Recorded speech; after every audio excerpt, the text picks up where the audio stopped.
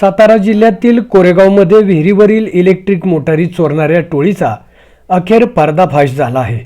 Koregaon police ठाण्याच्या गुन्हे प्रकटीकरण शाखेने 3 आरोपींना अटक करत तब्बल 1,75,000 रुपयांचा मुद्देमाल जप्त केला आहे।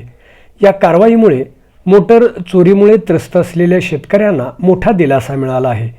कोरेगाव पोलीस ठाण्यात दाखल असलेल्या 2 मोटर चोरीच्या गुन्ह्यांचा तपास सुरू असतानाच पोलीस अधीक्षक निखिल पिंगळे, अप्पर पोलीस अधीक्षक वैशाली कडूकर आणि उपविभागीय पोलीस अधिकारी राजश्री तेरणी यांच्या मार्गदर्शनाखाली विशेष पथक तयार करण्यात आले होते।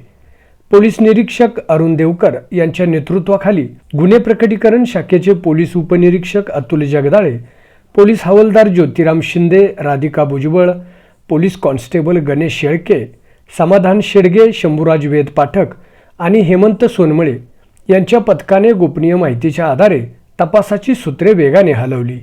या तपासात कोरेगाव येथील अनुज सुरेश धरोलिया, अनिकेत अनिल देंडे आणि संतोष दिलीप लोंडे या संशयित आरोपींना ताब्यात घेण्यात आले होते। पोलिसांनी केलेल्या चौकशीत तिन्ही आरोपींनी विहिरीवरील इलेक्ट्रिक मोटारी चोरी केल्याची कबुली दिली आहे। त्यानंतर आरोपीकडून चोरीस गेलेल्या 10 HP मोटर, पाणबुडी मोटर तसेच गुन्ह्यात वापरलेले वाहन जप्त करण्यात आले आहे। या कारवाईत दोन्ही गुन्ह्यातील 100% चोरीचा मुद्देमाल हस्तगत करण्यात पोलिसांना यश आले आहे। अलीकडच्या काळात कोरेगाव परिसरात विहिरीवरील मोटर चोरीच्या घटनांमध्ये वाढ झाली होती।